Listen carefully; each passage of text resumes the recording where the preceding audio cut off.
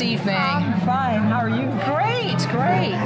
So, what does it mean this evening for you to be receiving this award in the health and medicine area, Florene? Well, I think first and foremost, it's just such a compliment to the city itself, because you can hardly do something great unless you got some support.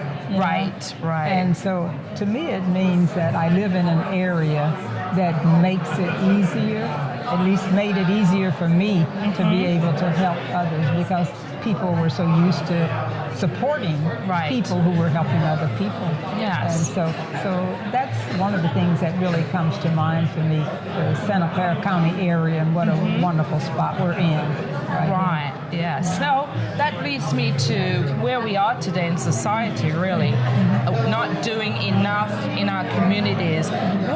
You've been in the Santa Clara County and you've done your work for so long. Moving forward, we have a new generation. What are some of the things that we can do to encourage them to get more involved in their communities? It seems to be a missing piece. Right. I'm not sure, but I think one of the main things is families. Families getting together more often, whether it's the family down the street. I think that happened a lot 50 years ago, 60 years ago.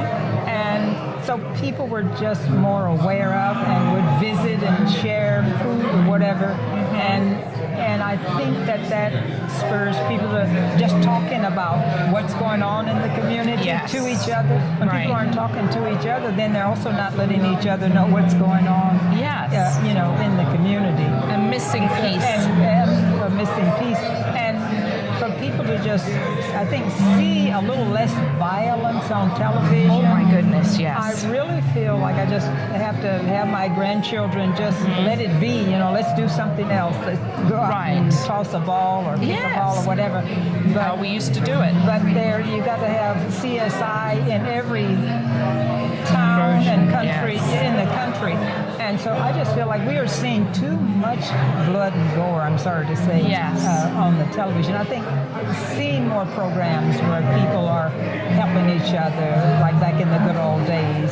Even Archie Bunker was always helping the neighbors. Yes. Even you had his little choice words. He certainly was. Exactly. Yes. So what does it mean to you this evening to be called a legend here in your community that you've worked tirelessly in, and to have your peers and people that just feel you've done so much? What does it feel to be called a legend in this community this evening? Well, the first thing is, it feels unreal, okay? I do not feel like I'm a legend. I do not feel like I did anything really extra special, or that it wasn't hard doing it if it was extra special. Right. And so maybe one day I'll wake up and say, oh gosh, they really called me a legend in my own time. Right. I think I like the celebration of it more for my grandchildren than even my children. My children were there helping me do it all. And they probably think, well, gee, we should be getting a piece of that too. Let's share this, Mom. Right, they share this, and they do share it, of course. Wonderful. But I think I want my grandchildren to that, because they're the ones who are going to be taking over. Yes. And so I want them to see that you can live long, be happy. And matter of fact, that's a wonderful thing about volunteering that many people don't know. They have done studies, and they find that you stay looking younger. Everybody wants to look younger. Is that your secret? You just told us all your secrets. All my secrets, right. And it works. But they've done a study on it in the last couple of years, and the people are healthier, and they live longer, and they actually look healthier and younger. Right. So I think if we start putting that word out, that will be another way of getting people to volunteer. Right. Exactly. But, so I think that's the crux of it. So great. So any of your grandchildren following in your footsteps? Oh yeah. I see them. Matter of fact, my last little grandkid, he's 6 years old. And he has been at the school for maybe a couple of months now, and on his report card, But the teachers, besides, he's got a great brain in his head, I have to tell you. Wow, I wonder where he got it from. Yeah, but other than the great brain in his head that he has, they are shouting about his empathy. A 6-year-old that understands empathy and sympathy, Wonderful. and how he reaches out to any kid that just may be sort of sitting alone, and he doesn't try to push his way in, but knows how to just go sit beside the person and share their space or something.